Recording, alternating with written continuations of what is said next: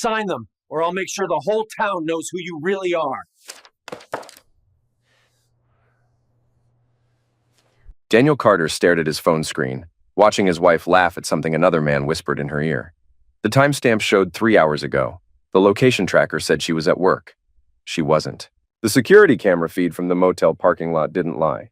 Neither did the credit card statement showing charges at the same place every Tuesday for 6 months. Daniel's hands trembled as he scrolled through the evidence he'd been gathering for weeks, each piece building a case against the woman he'd loved for 15 years.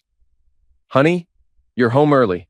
Mila's voice drifted from the kitchen, sweet as poison. She appeared in the doorway, wearing the dress he'd bought her for their anniversary, the one she claimed was too tight to wear anywhere special. Traffic was light. Daniel slipped the phone into his pocket. "Smells good in here. Your favorite. Pot roast?" She kissed his cheek, her perfume different from this morning. Expensive, not the drugstore brand she usually wore. "My sister's coming for dinner and Jared." Jared, her brother-in-law, the man from the motel parking lot. "Great," Daniel forced a smile. "I'll wash up." In the bathroom mirror, he studied his reflection. 40 years old, graying at the temples, soft around the middle from too many microwave dinners and not enough sleep. When had he become invisible in his own life? The doorbell rang. Voices filled the house. Mila's sister Lisa chattering about her job at the bank. Jared's booming laugh echoing off the walls. Daniel's parents arrived next, his mother carrying a store-bought pie she'd probably claim she made herself. "There's our boy." His father clapped Daniel's shoulder hard enough to sting. "Working hard as always, eh?" "Someone has to." Daniel accepted the beer Jared offered, noting how the man's eyes never quite met his. Guilty conscience? Maybe. Or just arrogance. Dinner conversation flowed around Daniel like water around a stone. Mila touched Jared's arm when she laughed at his jokes. Lisa complained about her mortgage payments while sitting in Daniel's house, eating food he'd paid for. His mother criticized the seasoning on the roast without offering to cook herself. "Danny's been working late a lot," Mila said, cutting her meat with surgical precision. "Haven't you, honey? Electrical work doesn't stop at 5. He watched her face for tells, the slight tightness around her eyes when she lied, the way she twisted her wedding ring when nervous. Both signs were there now. "Must be nice having all that overtime pay," Jared said. "New truck next year?" "Maybe." Daniel had been saving for a vacation to Hawaii, Mila's dream destination. Now he wondered who she'd been planning to take. After dinner, while the women cleaned up, Daniel stepped onto the back porch. Through the kitchen window, he watched them whisper and giggle. His phone buzzed with a text from an unknown number. "Check your email. You deserve to know." The message contained screenshots, a group chat called Poor Danny with messages going back months. His wife, her sister, her cousin Amy, all sharing details about the affair, mocking his obliviousness, rating his performance compared to Jared's. "He actually thinks I'm working late at the office. Does he still do that thing with his tongue? God, no, I fake it with him now. Jared actually knows what he's doing." The phone slipped from Daniel's fingers, clattering on the porch boards. 15 years of marriage reduced to cruel entertainment for bored housewives. "You okay out there?" his father called. "Fine." Daniel's voice sounded hollow even to himself. He retrieved the phone, scrolling through months of betrayal disguised as sisterly bonding. The hidden camera he'd installed in their bedroom 3 weeks ago had captured everything. Mila and Jared, sweaty and laughing about Daniel's paycheck funding their hotel rooms, about how pathetic he looked, leaving for work each morning, how they'd laugh if he ever found out because what could a soft electrician do about it? Daniel closed his eyes, feeling something dark and patient unfurling in his chest. A plan began forming, methodical as wiring a house. First, secure the foundation. Then, systematically remove everything that didn't serve the structure. He walked back inside, smiling at his family. "Anyone want coffee?" The next morning, Daniel called in sick to work for the first time in 5 years. Instead, he drove to downtown and walked into the law office of Patricia Graves, a divorce attorney whose billboard promised to fight for what's yours. Mr. Carter. Patricia was a sharp-eyed woman in her 50s who looked like she'd seen every type of betrayal. "What brings you here?" Daniel placed a flash drive on her desk. "My wife is having an affair with her brother-in-law. I have evidence. I want to know my options." Patricia loaded the drive, her expression never changing as she reviewed the hotel receipts, the photos, the text messages. How long has this been going on? 6 months that I can prove. Maybe longer. Daniel's voice was steady now. The shock had burned away, leaving something harder behind. We own the house jointly. My parents are on the deed as co-signers from when we refinanced. What happens to it? Depends on several factors. Patricia leaned back in her leather chair. Do you have children? No, we tried for years. The doctor said the problem was mine. Another lie, he realized now. Mila had probably been on birth control the whole time. Any joint business interests? Shared debts beyond the mortgage? The house is our biggest asset. Credit cards in both names, but I pay them. Her car is financed through my credit union.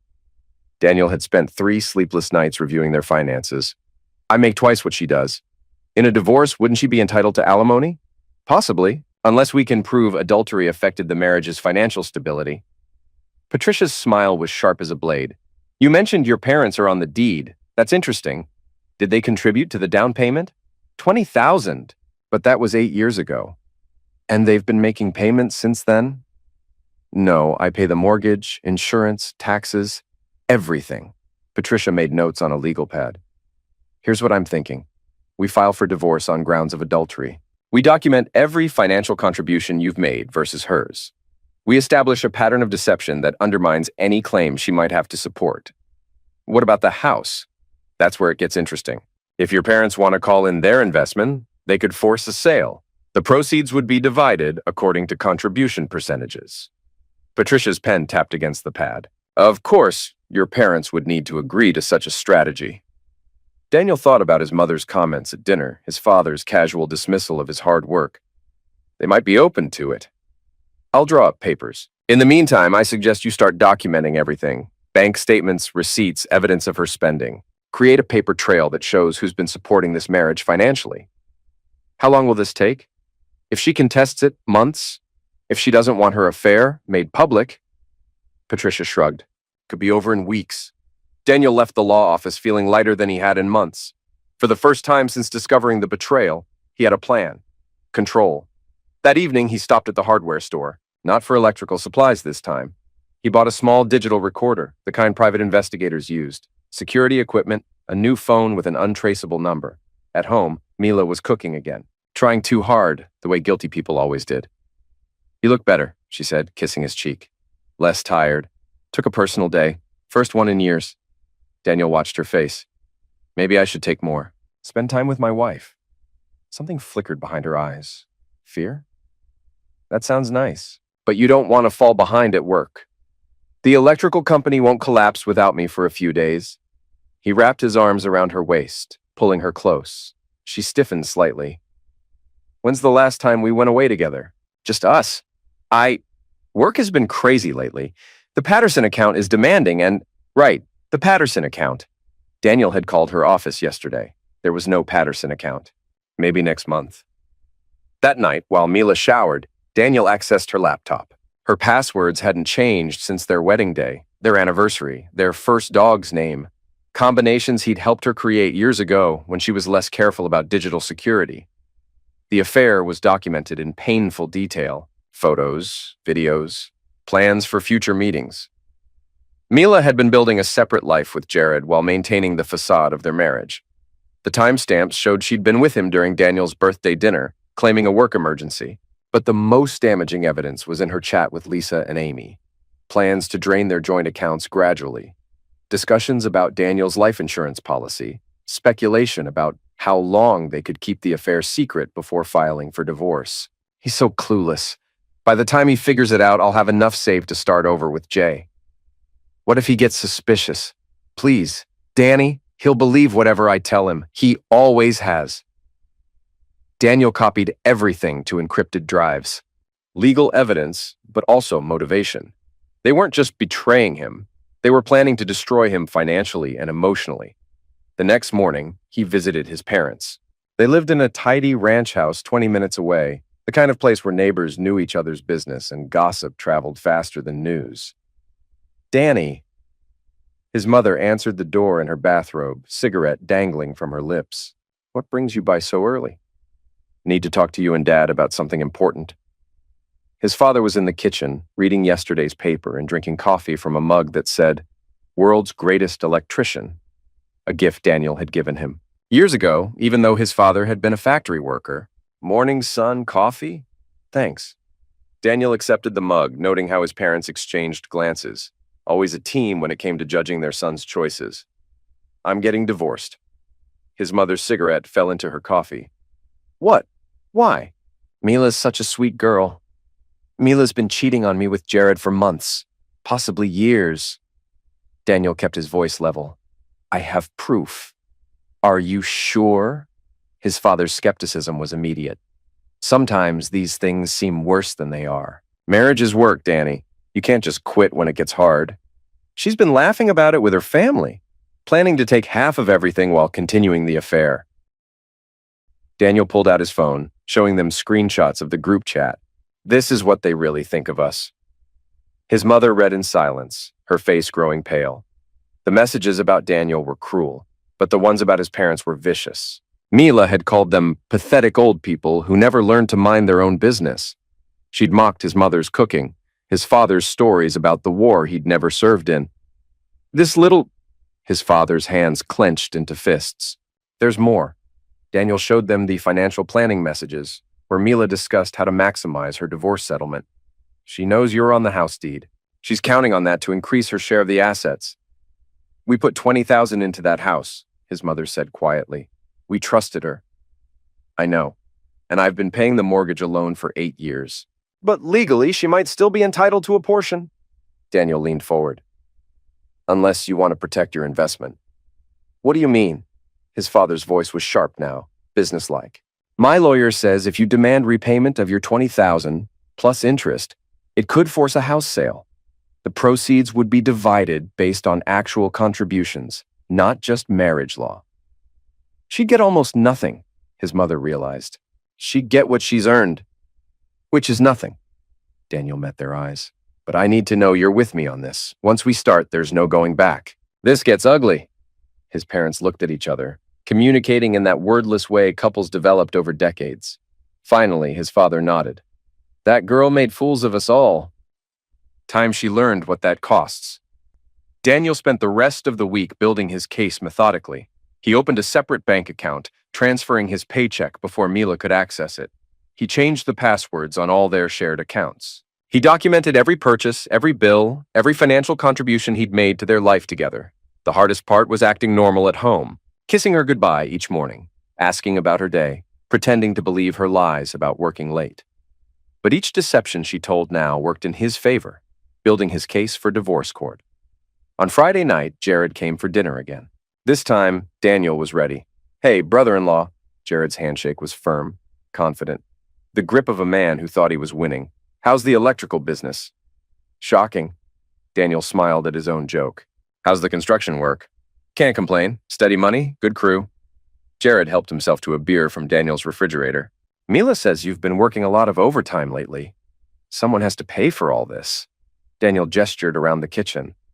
Nice house doesn't maintain itself. True that. You've built a good life here.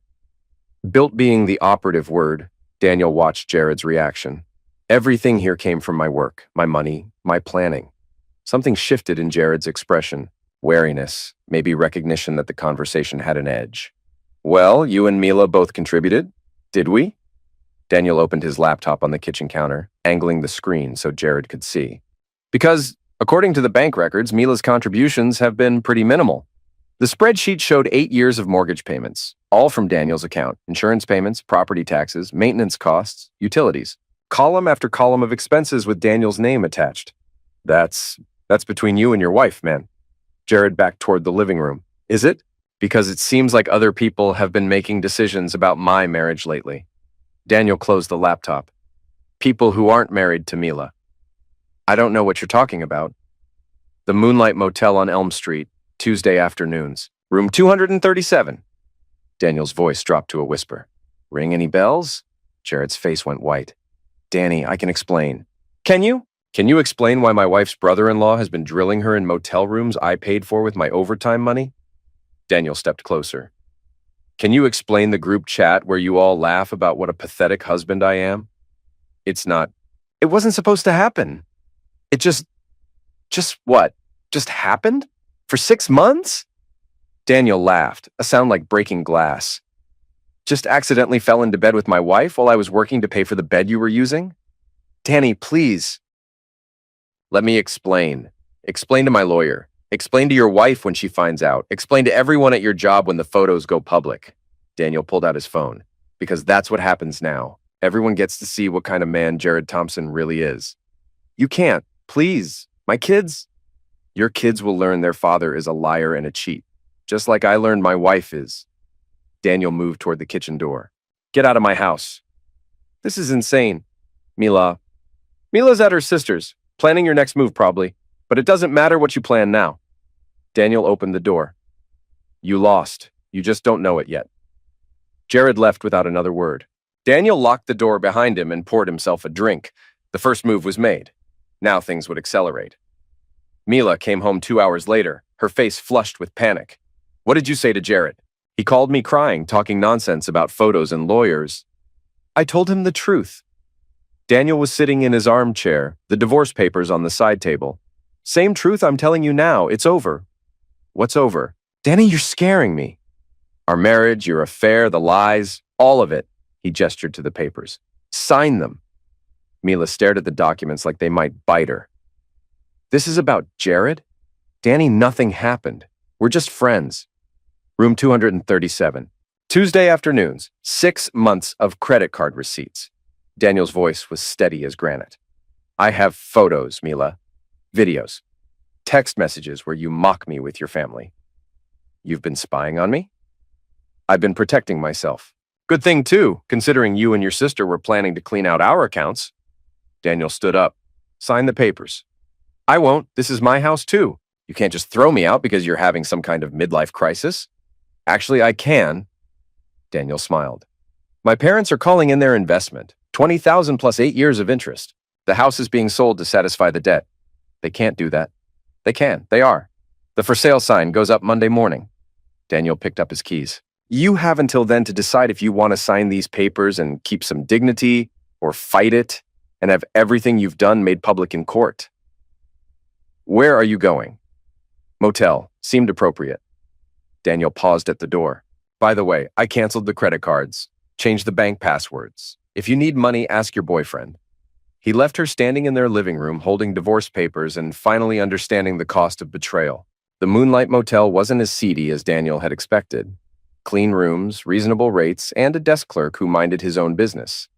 Daniel paid cash for a week and settled in to wait.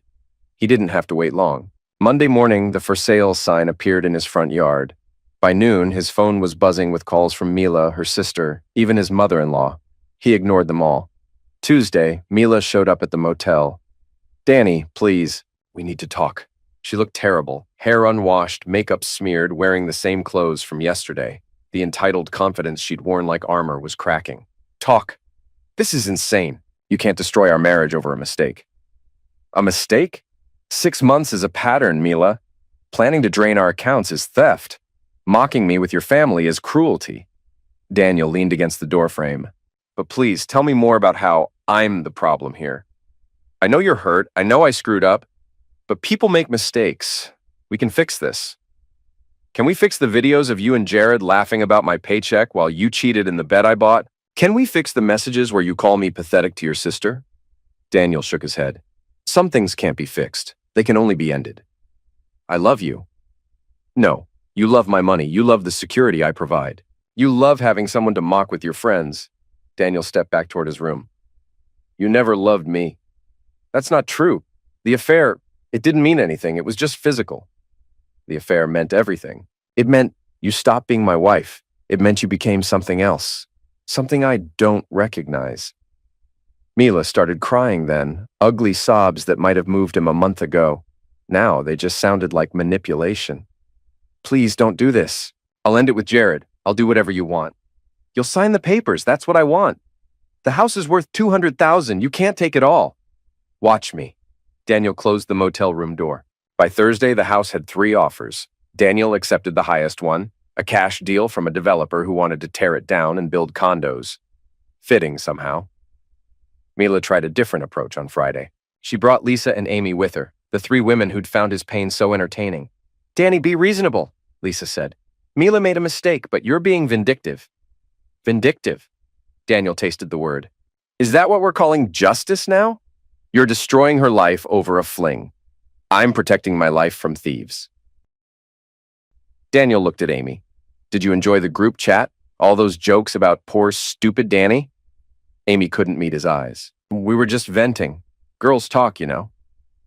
Girls talk, men act. Daniel pulled out his phone. Want to see the video where Mila explains how she's going to take me for everything in the divorce? The one where she calls my mother a dried-up old witch. That's enough. Mila stepped between them. You've made your point. Have I? Because your family still seems to think this is negotiable. Daniel addressed all three women. Let me be clear. This marriage is over. The house is sold. Mila gets nothing but the clothes on her back and whatever Jared's willing to support her with. You can't leave her with nothing, Lisa protested. I can, I will, and if any of you try to interfere, I'll make sure everyone in this town knows exactly what kind of people you are. Daniel's smile was cold as winter. Test me. They left without another word. The closing was scheduled for the following Tuesday. Daniel would walk away with $180,000 after paying off the mortgage and his parents' investment. Mila would get nothing, having refused to sign the divorce papers. Saturday night, Jared made his final play. Daniel was leaving a diner when Jared stepped out of the shadows, 3 other men with him. Construction workers, by the look of them. Big men used to physical work. Time to settle this like men, Jared said. 4 against 1? Very manly. Daniel kept his hands visible, relaxed. He'd been expecting this. You humiliated me. Cost me my marriage. My kids won't talk to me. You humiliated yourself. I just documented it. I loved her. You used her, like she used me. The difference is I'm done being used. Jared nodded to his friends. They started forward. Daniel pulled out his phone and pressed a button. I wouldn't... What? The police have been watching you since Tuesday. Threats against a witness in a divorce proceeding. They're parked right over there. Daniel pointed to a sedan across the street. Make a move. Jared looked where Daniel pointed, saw the silhouettes in the car, and his shoulders sagged.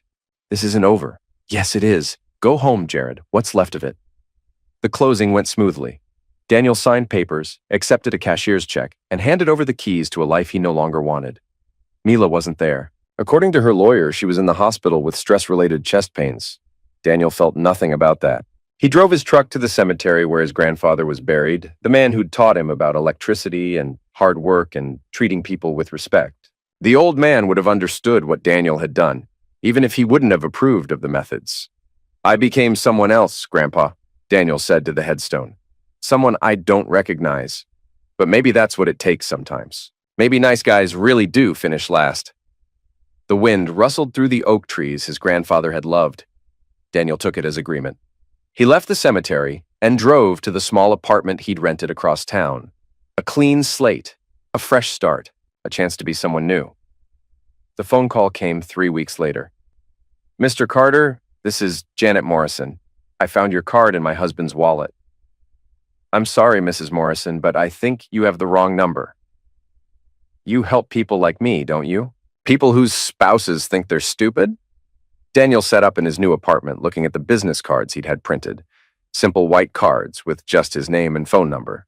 Word traveled fast in small towns. What makes you think your husband is cheating, Mrs. Morrison? He's been working late, buying new clothes, hiding his phone. Her voice was steady, but Daniel could hear the pain underneath. I know he thinks I'm stupid. I know he's planning something. And you want to know what? I want to know everything, and I want him to pay for it. Daniel smiled, feeling that familiar darkness unfurl in his chest. The hunger for justice, for balance, for making the betrayers understand the cost of their choices. Mrs. Morrison, I think I can help you with that. 6 months later, Daniel Carter ran a thriving consulting business. He helped betrayed spouses gather evidence, protect assets, and plan strategies for revenge that stayed just inside the legal lines. His reputation spread through whispered conversations and desperate referrals. He never saw Mila again, though he heard she'd moved to another state with Jared, who'd lost his construction job and his family. His parents visited occasionally, proud of their son's success, even if they didn't entirely understand his methods. Daniel's new office was in a converted warehouse downtown, Spartan and efficient. No family photos, no personal touches, just filing cabinets full of other people's betrayals and a desk where he planned their downfall. The knock on his door came on a Tuesday afternoon. Daniel looked up from reviewing financial records for his latest client to see a familiar face through the frosted glass. Lisa, Mila's sister. He opened the door slowly, studying the woman who'd once laughed at his pain in a group chat. "Hello, Lisa." "Danny, I need help." She looked older, worn down by something heavier than time. Her clothes were expensive but wrinkled, her makeup carefully applied but unable to hide the exhaustion in her eyes. "Help with what?" "My husband, I think he's—" She swallowed hard. "I think he's cheating on me." Daniel almost laughed. The cosmic justice was too perfect, but he kept his expression neutral, professional. "Come in." Lisa sat in the client chair across from his desk, the same chair where dozens of betrayed spouses had told their stories. She fidgeted with her purse, avoiding his eyes. "How long have you suspected?" Daniel asked. 3 months, maybe longer. He's been different, distant, secretive. She finally looked at him. "I know you hate me. I know what we did to you was terrible, but I don't have anywhere else to turn." "What makes you think I hate you?" "The group chat? The things we said? How we treated you?" Lisa's voice cracked. "I was horrible to you. We all were." "Yes, you were. I'm sorry. I know that doesn't fix anything, but I'm sorry." Daniel leaned back in his chair, studying the woman who'd once mocked his marriage in text messages with her sister. The woman who'd known about the affair and said nothing, who'd treated his pain like entertainment. "Tell me about your husband's behavior changes." For the next hour, Lisa detailed the classic signs of infidelity. Late nights at work, password changes, new clothes, distracted behavior. Daniel took notes, asked questions, built a case profile just like he did for every client. "I can help you," he said finally, "but you need to understand something. Once we start down this path, there's no going back. If your husband is cheating, I'll find proof. If he's planning to leave you, I'll document it. If he's hiding assets, I'll uncover them. And then you decide what kind of justice you want." Lisa nodded slowly. "What do you charge? For you? No fee up front. I'll take 20% of whatever assets you protect or recover." Daniel's smile was sharp as a blade. "Call it professional courtesy for an old friend. Why would you help me? After everything?" Daniel looked at her for a long moment, remembering the pain of discovering those group chat messages. The humiliation of learning that his marriage had been a joke to these women. The rage that had driven him to destroy everything he'd once loved. "Because now you know how it feels," he said quietly. "And maybe that's justice enough." Lisa left with a contract and instructions for documenting her husband's behavior. Daniel watched her go, then returned to his desk and the files of other betrayed spouses seeking revenge. The business was booming. Pain was profitable, and Daniel Carter had become very good at turning betrayal into balance sheets. The phone rang. Another desperate voice, another story of trust broken and hearts shattered. Daniel answered with professional sympathy, already calculating angles and strategies. Outside his office window, the city hummed with 10,000 secrets, 10,000 lies, 10,000 small betrayals waiting to be exposed. And in his converted warehouse, Daniel Carter built cases like electrical circuits, methodical and precise, until the current flowed exactly where he wanted it to go. He'd learned that nice guys finish last. But patient guys with evidence and lawyers finish rich.